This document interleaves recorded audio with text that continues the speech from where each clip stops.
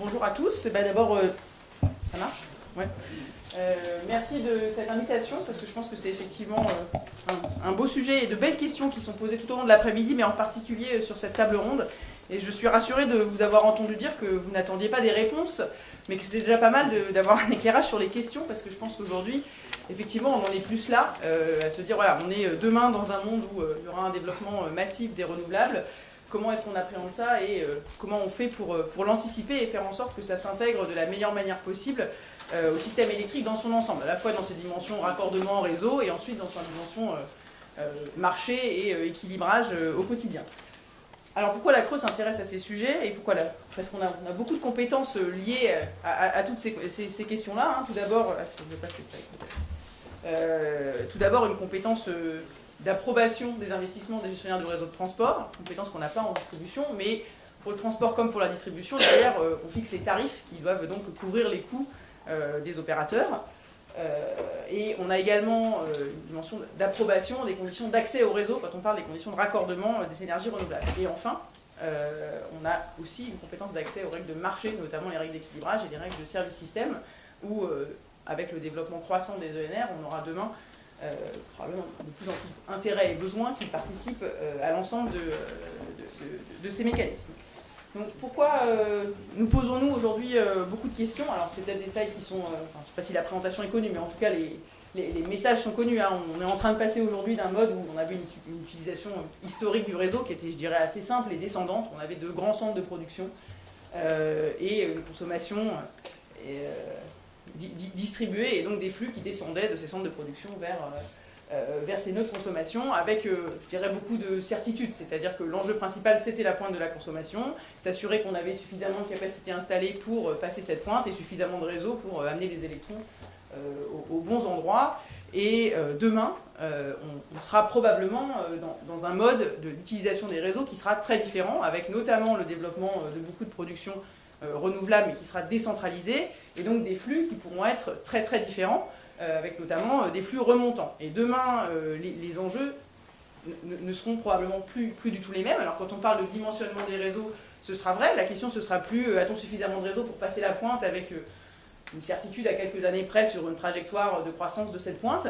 Demain, l'enjeu, ce sera quels sont désormais les vecteurs de dimensionnement des réseaux, probablement toujours la pointe, mais également potentiellement aussi des pointes d'injection, et donc des besoins de développement de réseaux différents, et surtout, je dirais, un cadre d'incertitude beaucoup plus important. C'est-à-dire que il y a 10 ans, quand on se posait la question de faire un investissement dans les réseaux, je laisserai RTE et Enedis en parler probablement, mais bon, si on faisait une erreur, on allait avoir construit le câble quelques années plus tôt, mais de toute façon, au bout d'un moment, il allait être rendu nécessaire parce que les consommations augmentaient.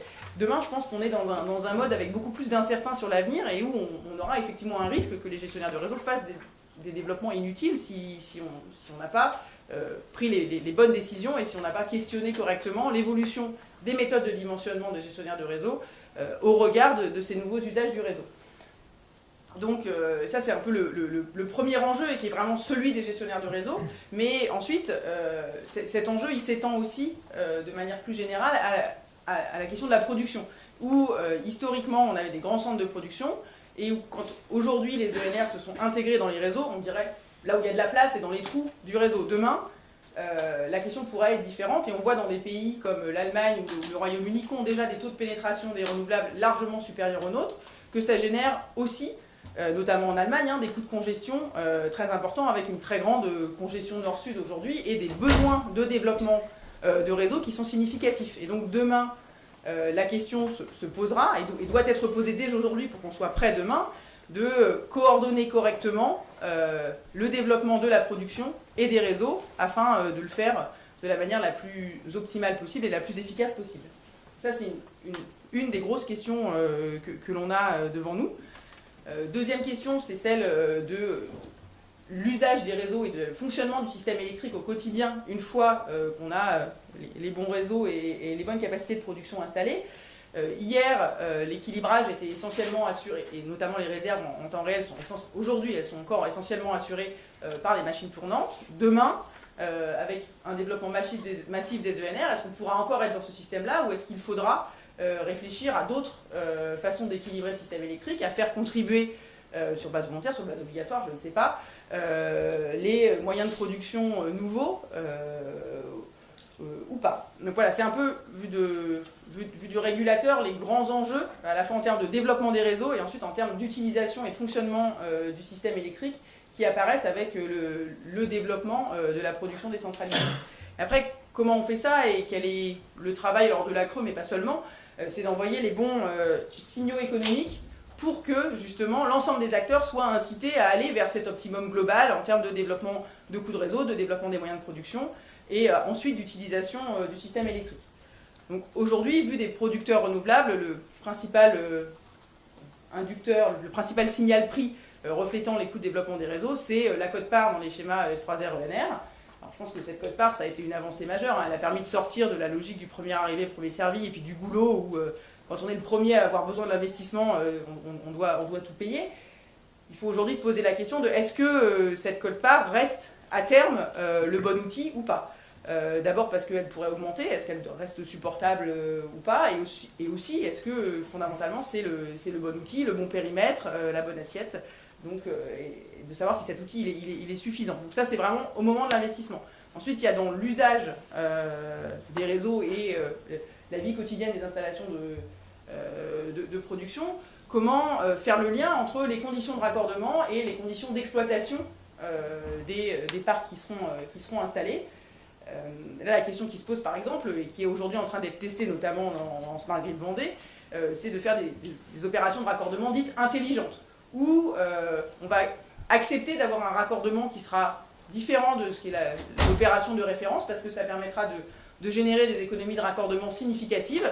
La contrepartie étant qu'en exploitation, on acceptera d'avoir sur quelques pas de temps éventuellement de la production qui soit coupée. Donc là, juste pour donner les ordres de grandeur du cas de Smart Grid Vendée, ça divise par 10 les coûts du raccordement, et l'estimation c'est que c'est à peu près moins de 2% du temps où la production pourrait être en partie coupée.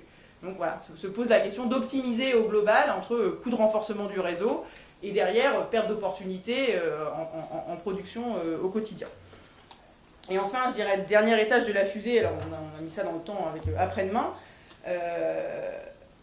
quels signaux on envoie ensuite en exploitation aux producteurs d'énergie renouvelable, avec d'abord dans un premier temps l'opportunité et la nécessité peut-être de leur ouvrir les mécanismes de marché pour qu'ils puissent y participer, parce que si à des moments ils peuvent le faire à des coûts moindres pour le système électrique, tout le monde y est gagnant, et donc il faut qu'on réfléchisse à comment ouvrir les mécanismes de marché aux énergies renouvelables, notamment la fameuse question de l'asymétrie, hein, puisque c'est difficile de faire souffler plus vite ou chauffer plus fort.